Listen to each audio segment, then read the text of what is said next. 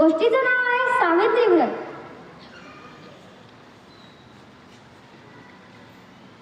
रात्र पहिली. सावित्री व्रत. आश्रमातील प्रार्थना झाली. सारे सोबती सभोवती मंडलाकार बसले होते.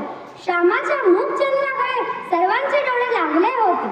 तो भ्रांत संग म्हणजे एक अपूर्व दृष्ट होते. वाळवंटातील झरा अधिकच सुंदर व पवित्र वाटतो. अंधारात एक किरण ही आशा देतो. संध्याच्या निष्प्रेम काळात मला काय त्याचे, अशा काळात असे प्रेमळ अन्यत्र कवचित पाहण्यास सापडले असते. तो आश्रम म्हणजे त्या गावातील जीवनातला, साचीव जीवनातला स्वच्छ ठेवणारा जिवंत व पवित्र झरा होय.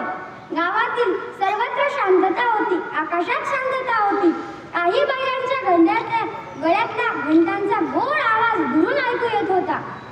वारा मात्र स्वस्त न होता. तो त्रिभुवन मंदिराला सारखा प्रदक्षिणा घालत होता. आपली अखंड प्रार्थना गुणगुणत होता. श्यामाने सुरुवात केली. माझ्या आईचे माहेर फार श्रीमंत नव्हते, तरी सुखी होते. माहेरी खाण्यापिण्याची ददादत नव्हती. माझ्या आईचे माहेर गावातच होते. माझ्या आईचे वडील फार कर्मठ व धर्मनिष्ठ होते. माझी आई सर्व भावंडात मोठी होती. माझ्या आईवर तिच्या आई बापाचे फार प्रेम होते. माझ्या आईला माहेरी कोणी आडवी म्हणत, कोणी बायो म्हणत. आडवी खरेच लहानपणापासून तो सर्वांना आवड होत म्हणत. बयो खरंच ती जगाची बयो होती, आई होती. माहेरची गडी माणसं कांटपिनी पुढे मोठपणीही जेव्हा माझ्या आईला बयो म्हणून हाक मारली, तेव्हा ती हाक किती गोड वाटे म्हणून सांगू. ती हाक मारण्यात असलेला जिव्हाळ हृदयालाच कळे. माझ्या आईला 2 भाऊ व 1 बहीण होती. माझ्या आईची आई अत्यंत नियमित व दक्ष होती.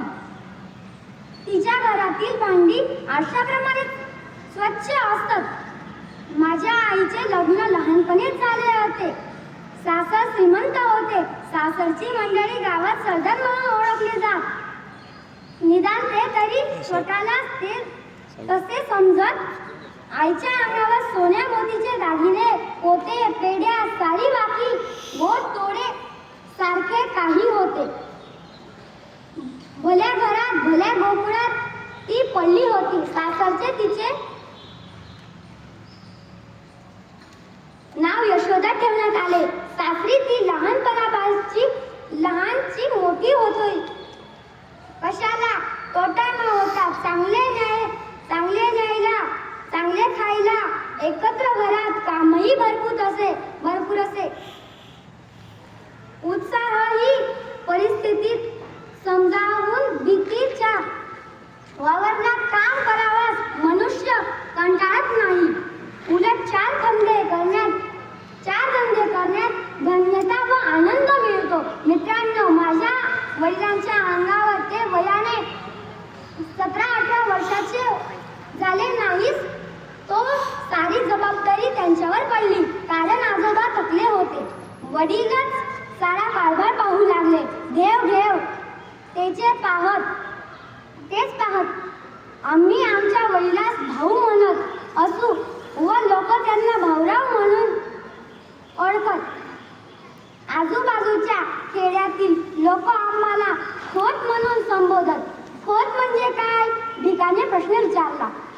श्याम म्हणाला, खोत म्हणजे गावाचा ठराव शेतसारा वसूल करून सरकाराकडे पाठवणारा बिनपगारी दलाल. त्याला पगार मिळत नाही का? रामाने विचारले. हो, मिळते तर. सरकाराचा शेतसारा जवळजवळ 1/4 हिस्सा खोताला फायदा असतो. खोत गावातल्या पिकांना अभावणी करतो, लोकांचा अंदाज करतो. याला पीक धरणे असे म्हणतात. एखाद्या शेतात पीक चांगले नसले तरी चांगले लागतात. लोकांनी वसूल दिला नाही तर सरकाराची मदत मिळते व मग जप्ती प्रकरणे होतात. ठरवल्या वेळी पोताने शेतसारा हप्ते वसूल आला नसला तरी पदरचे पैसे देऊन भरावलेच पाहिजे. आमच्या वराळ नागपुराकडे मालगुजार